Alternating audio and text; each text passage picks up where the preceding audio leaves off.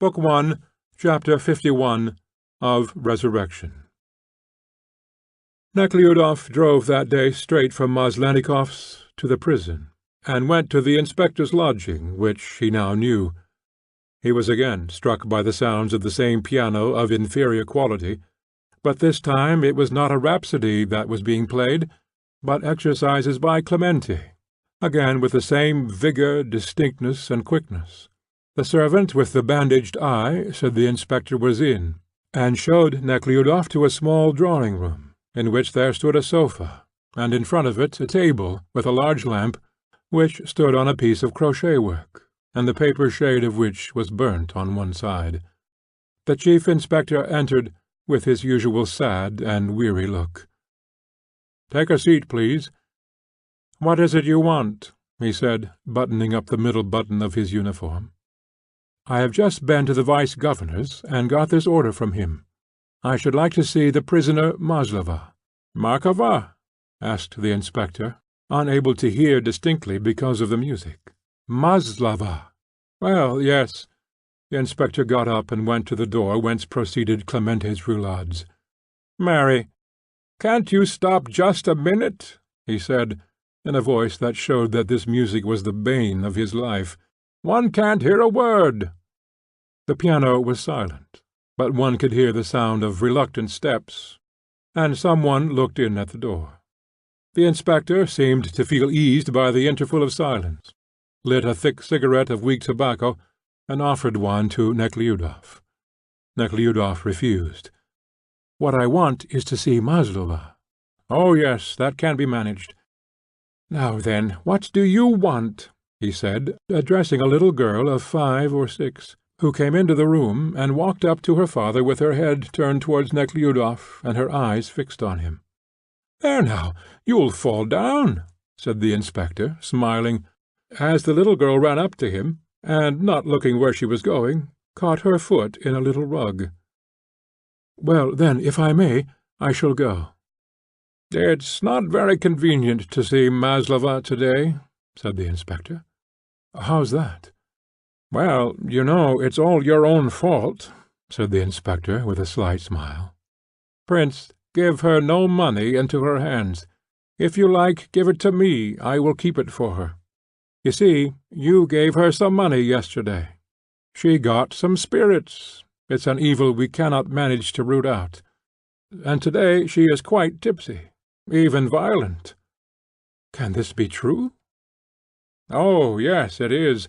I have even been obliged to have recourse to severe measures, and to put her into a separate cell. She is a quiet woman in an ordinary way, but please do not give her any money. These people are so—" What had happened the day before came vividly back to Nekhludoff's mind, and again he was seized with fear.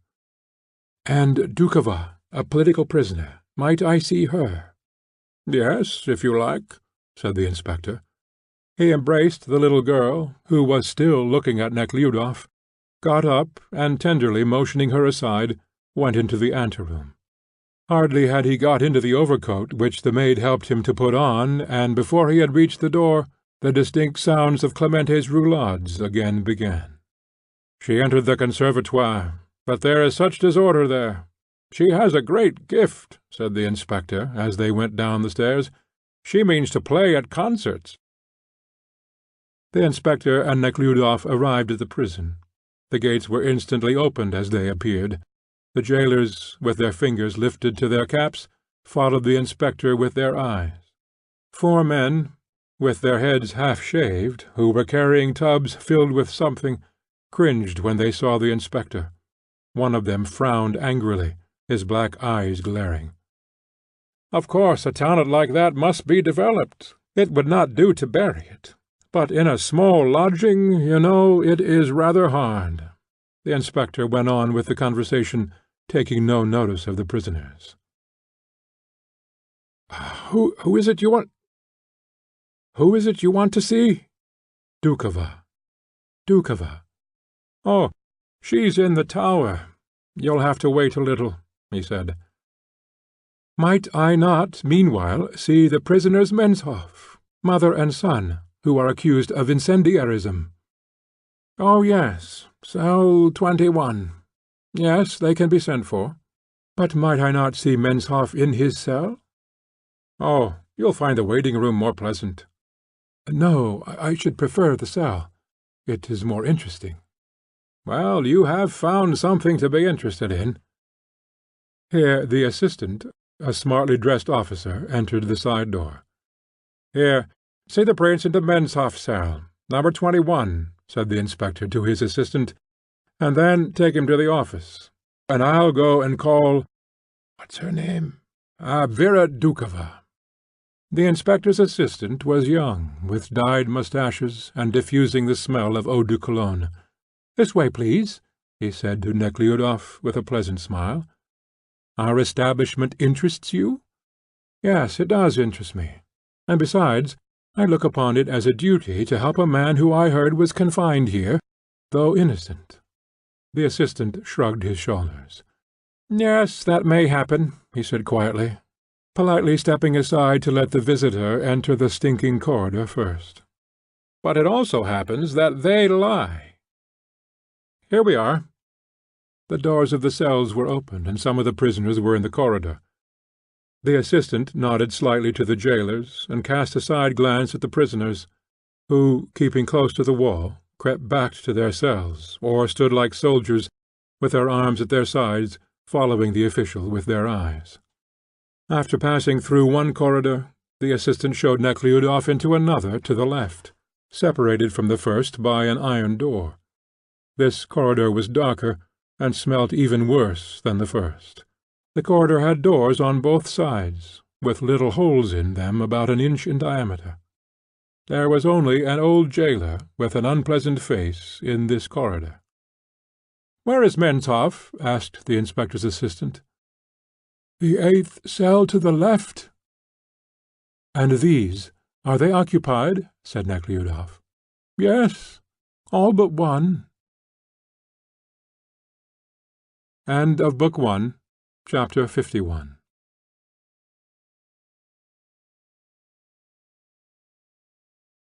Book 1, Chapter 52 of Resurrection.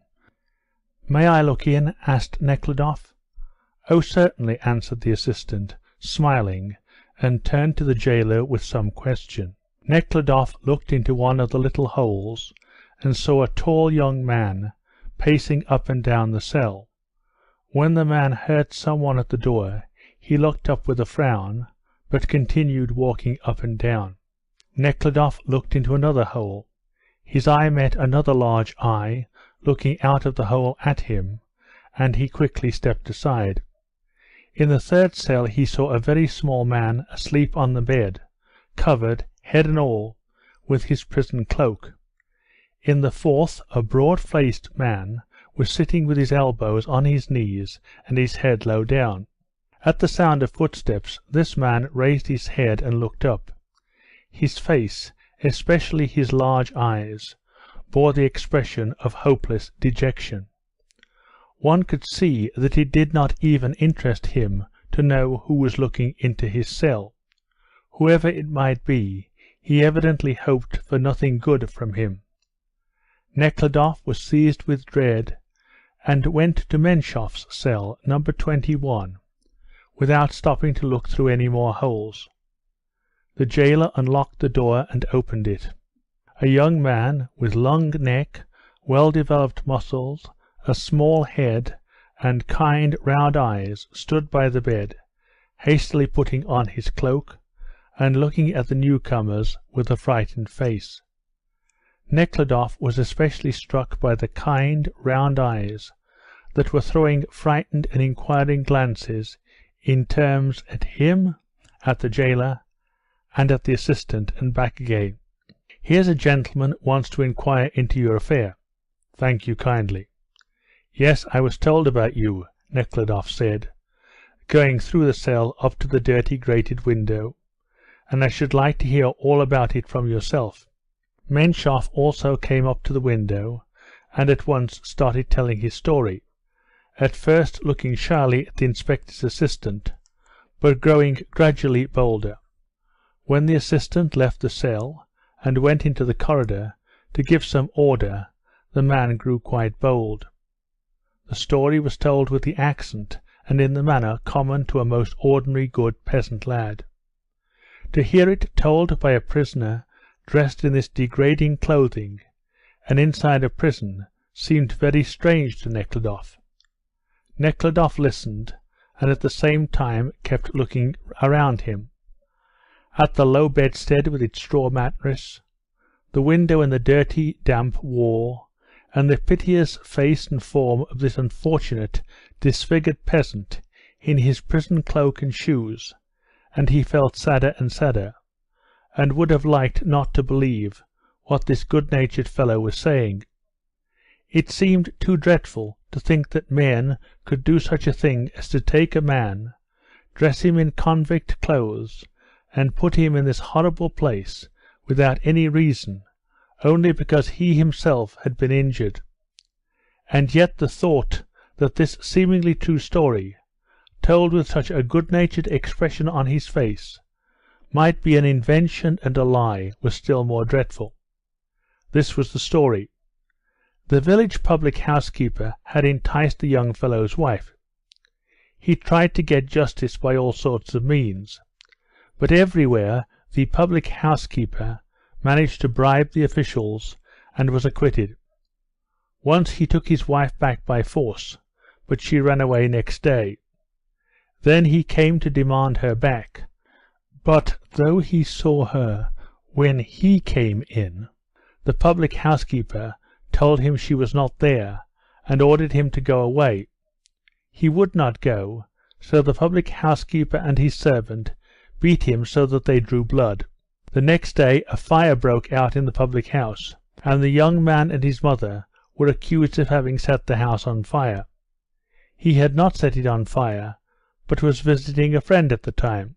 And it is true that you did not set it on fire? It never entered my head to do it, sir. It must be my enemy that did it himself. They say he had only just insured it. Then they said it was mother and I that did it, and that we had threatened him. It was true I once did go for him. My heart couldn't stand it any longer. Can this be true? God is my witness it is true. Oh, sir, be so good. And Nekhludoff had some difficulty to prevent him from bowing down to the ground. You see I am perishing without any reason. His face quivered, and he turned up the sleeve of his cloak and began to cry, wiping the tears with the sleeve of his dirty shirt.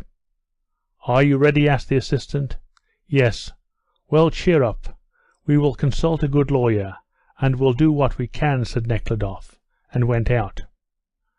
Menshov stood close to the door, so that the jailer knocked him in shutting it, and while the jailer was locking it, he remained looking out through the little hole. End of Book 1, Chapter 52.